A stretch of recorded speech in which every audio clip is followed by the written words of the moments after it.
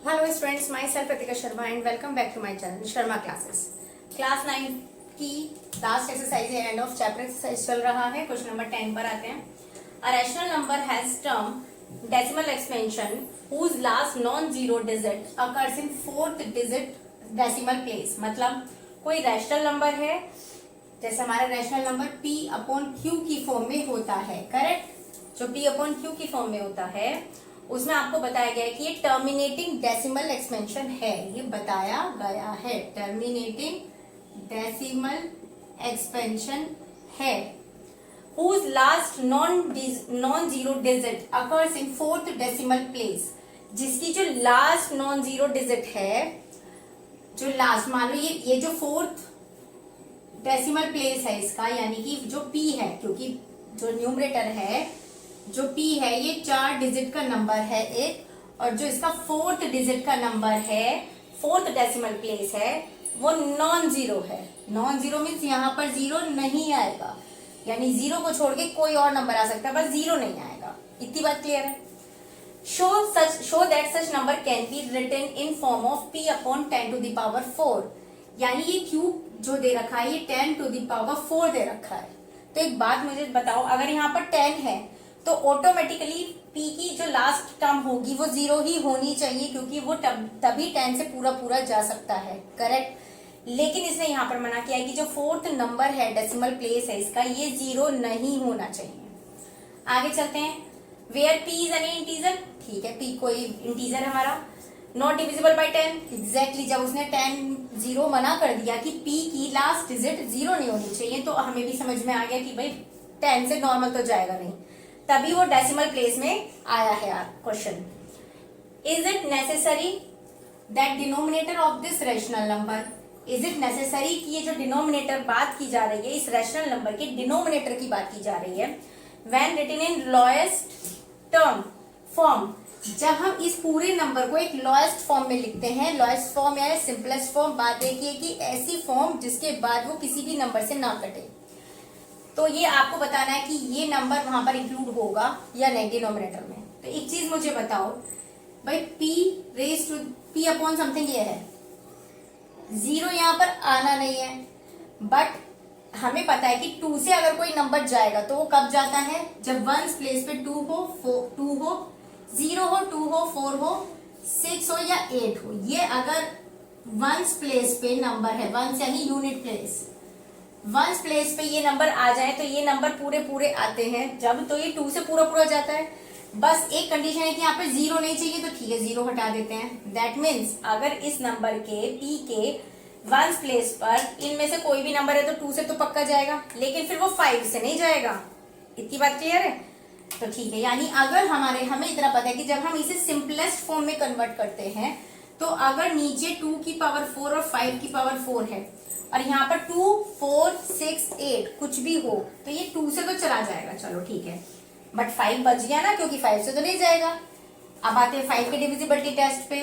अब मैं कह रही हूँ कि 5 का डिविजिबिलिटी टेस्ट क्या कहता है कि जब वंस प्लेस पे 0 हो या 5 हो तो ये 5 से पूरा पूरा चला जाएगा, पर 0 की कंडीशन इसने मना कर दी, तो ठीक है 0। दैट मीन्स अगर यहाँ पर वंस प्लेस पे 5 होता है तो 5 से चला जाएगा, लेकिन 2 से नहीं जाएगा, तब 2 यहाँ बचेगा, 5 यहाँ पर नहीं बचेगा, करेक्ट। तो इतनी बात हमें समझ में आ रही है कि जो भी ये नंबर है, हमें नंबर नहीं पता लगाना है, सिर्फ हमें ये बताना है यहाँ पर कि आपका जो पूरा ये सिनेरियो है क्वेश्चन का, इसमें ये 2 की पावर 4 और 5 की पावर 4 आएगा कि नहीं आएगा, और ये डिविजिबल होगा या नहीं होगा। तो डेफिनेटली it will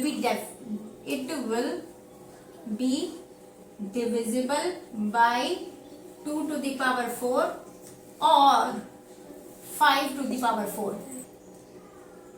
और दिया हुआ है आपकी क्वेश्चन में। एंड तो आएगा ही नहीं, क्योंकि दोनों नंबर का साथ में तभी हो सकता है जब वंस प्लेस पे 0 हो, पर 0 के लिए उसने मना किया है, तो दैट मीन्स 2 की पावर 4 से जाएगा तो 5 से नहीं जाएगा, तो दैट मीन्स डिनोमिनेटर में 5 बचेगा।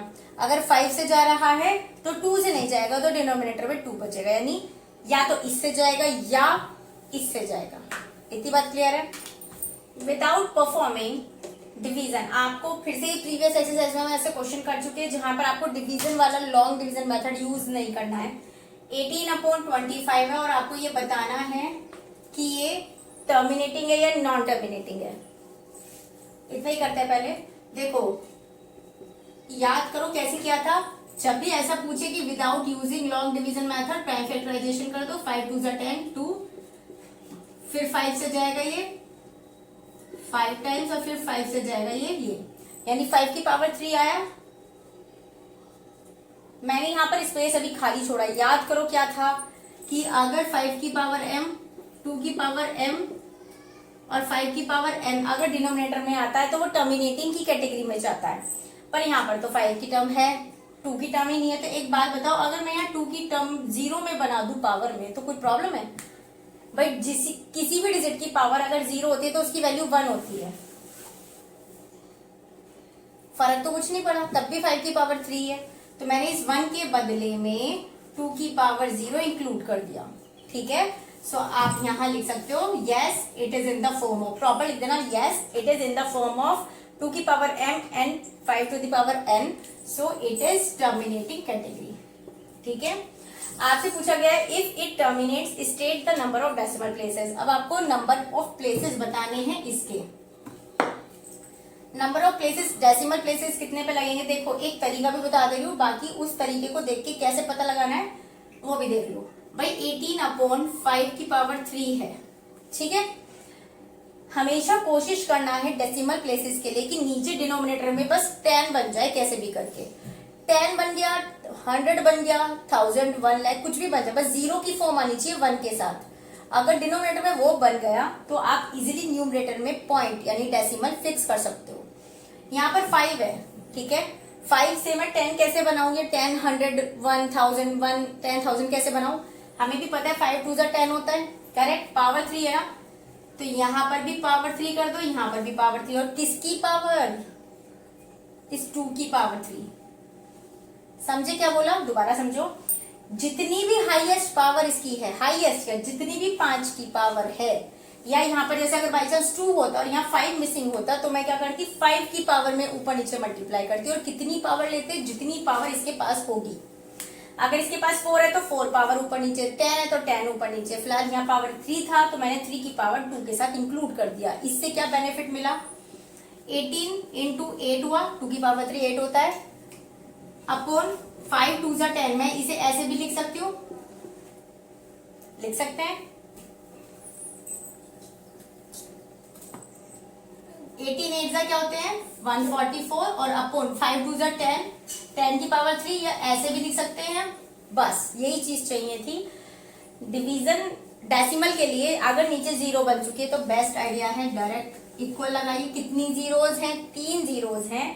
पीछे से 3 डिजिट छोड़ के पॉइंट लगा दो। ध्यान रखना है पीछे से लगाना है, पीछे से 1 2 3 3 डिजिट छोड़ी, पॉइंट लगाया, एक आगे 0 लगा दी, बस नीचे कुछ आएगा नहीं इसका।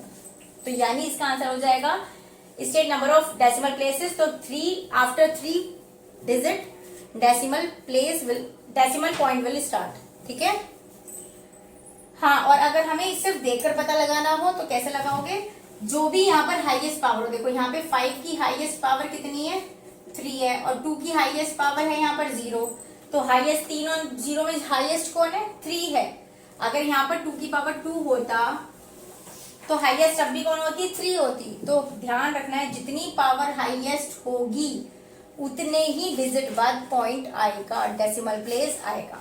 ठीक है, देखो सेम ये क्वेश्चन यहाँ पर है, A rational number is in lowest form of has denominator of this one। यानी अब की बार कोई रैशनल नंबर है p अपॉन क्यू, p की वैल्यू अपने को पता नहीं, ढूंढनी भी नहीं है। q में हमें दे रखा है 2 टू दी पावर 3 इंटू 5 दे रखा है, यहाँ पर पावर 5 है। ठीक है, तो पूछा क्या है आपसे, how many decimal place it's expansion है, जो यहाँ पर पता करना था। यहाँ तो हमने ये सब इसलिए करके दिखाया क्योंकि यहाँ पर 18 पता था, न्यूमरेटर पता था, लेकिन यहाँ न्यूमरेटर p है तो कर तो सकते नहीं सॉल्व।